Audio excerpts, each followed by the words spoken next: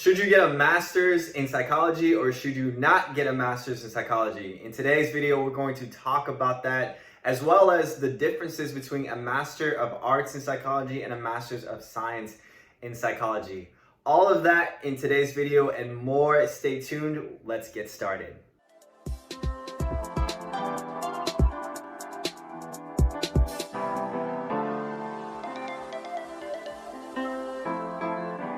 What's up, fam? If you're new to this channel, welcome. My name is Phil Sarpong. This is Phil's Guide to PsyD. This channel is dedicated to all things clinical psychology. If you are interested in psychology, if you care about self-care, or if you want a little bit of a sneak preview into what grad school might look like for you, then this is the channel for you. So as I mentioned before, today we're going to be talking about the pros and the cons of getting a master's in psychology. Now, this is a question that I've been getting from a number of you guys, and honestly, this is a tough question. There's a lot to think about in this question, but let's do our best to kind of go through it. We're gonna start out with the pros of getting a master's in psychology. The number one pro to getting a master's in psychology, in my opinion, is that overall, it will probably improve your GPA.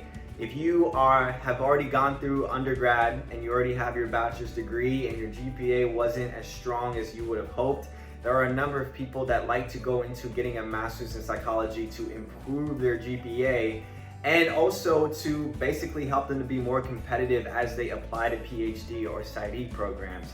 So that is definitely a huge pro in terms of boosting up your GPA and looking overall more competitive as you apply to clinical psychology school. The other huge pro to getting a master's in psychology is that it will give you a number of different research opportunities and clinical opportunities as well. And so for someone that did not have their degree in psychology, sometimes getting a master's in psychology is really helpful because it basically introduces you to the field. You sort of get into the research opportunities, you get into the clinical experience, especially if you didn't have any research or clinical opportunities in undergrad. Getting a master's in clinical psychology might again help you to boost your resume and your competitiveness for when you apply to clinical psychology, PhD, and PsyD programs. So that is something to think about, because if you can get that research experience, especially for those PhD programs, or even that clinical experience for those PsyD programs, you might put yourself in a really good position as you look forward to applying to PhD and PsyD programs. The third pro to getting a master's in psychology, I've already kind of hinted at this, but overall it will make you more competitive. The other thing is that if you do get accepted into these PhD or PsyD programs, a number of times students can audit some of the classes that they took in their master's program. And so in some cases, a PhD or a PsyD program will be a little bit shorter because you won't have to take as many of those classes because you already took those classes in your master's program. Now, be aware this is not the case for every student. Basically every student is different when it comes to this. And also all schools have their own protocols when they go about this. But that is something that I've seen for a number of different students that have gotten their master's in psychology, they've gone into PhD and PsyD programs, and they've been able to audit and not take some of the classes and basically shorten up their program a little bit shorter than normal. So that is great because you do end up hopefully shortening up your program a little bit. You hopefully get to finish a little bit faster and you don't have to repeat some of those courses that you already took in your master's program. So those are the three pros. Now let's get into the cons. So the first con of getting a master's in psychology, guys, is that it is time consuming. A lot of these programs are at least 2 years, at most 3 years. And so getting a master's in psychology is going to take a little bit of time. And honestly, if you're looking into applying to PhD or PsyD programs, those programs can be anywhere from 5 to 6 to 7 years. So 7 years and then another 2 years after getting your bachelor's degree can be anywhere from 8 to 10 years that you're looking at in terms of being in school. So it is important to note, if you can go straight from your bachelor's degree to getting into a clinical psychology PhD or a PsyD program, that is probably the best thing, because not only will you save money, you'll save time, and you'll be able to go into exactly what you want to go into. I already kind of hinted at the second con, but these programs are not cheap and they are expensive, and most students will have to take out some student loans, which means that you may have some student loan debt to pay off in the future.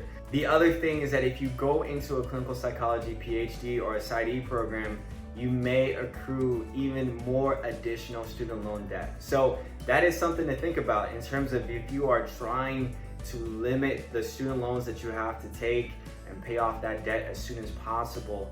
Going into a master's program isn't not only going to be more time consuming, but you will have more to pay off in the end. The third thing to really be mindful of is that if you are only getting a master's in psychology just to get into a PhD or PsyD program, you don't want to necessarily put all your eggs into that basket, because there is a chance that you still may not get into clinical psychology school. So if you are just going into a master's just to get the PhD or the PsyD in the future, just be aware of that, because there are some students that will get their master's in psychology, but then they won't go into a PhD or they won't go into a PsyD program.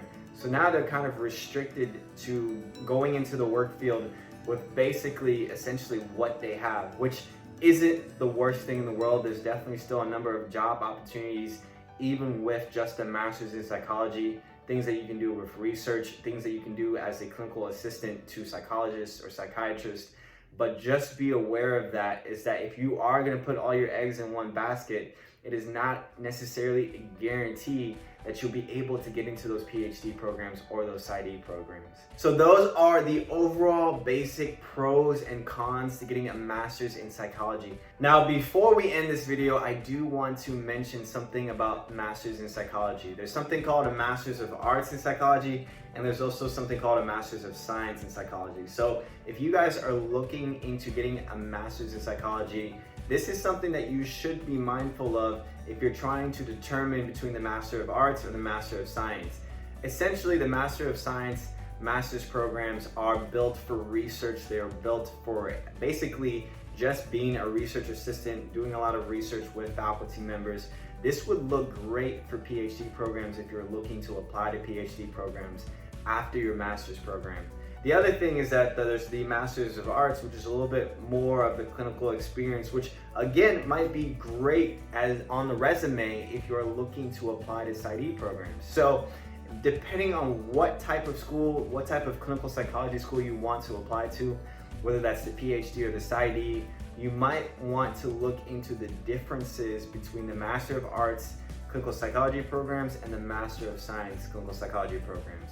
Now, what I just mentioned may not be the case for every single Master's of Psychology program out there, but it is important to be aware of and to contact the schools in terms of their protocol, in terms of the way that their program is set up, whether it's set up for more research-heavy classes or set up for more clinical experience, because based on what you want to do in your future career, that might determine where you go in terms of getting your master's in psychology. So hopefully that all makes sense, guys. We talked about the pros, we talked about the cons, and we talked about some of the differences between different types of masters in psychology. If you guys have any questions, definitely put it down in the comment section below. Make sure to subscribe to this channel if you already haven't. Like this video. I will see you guys in the next video. Take care.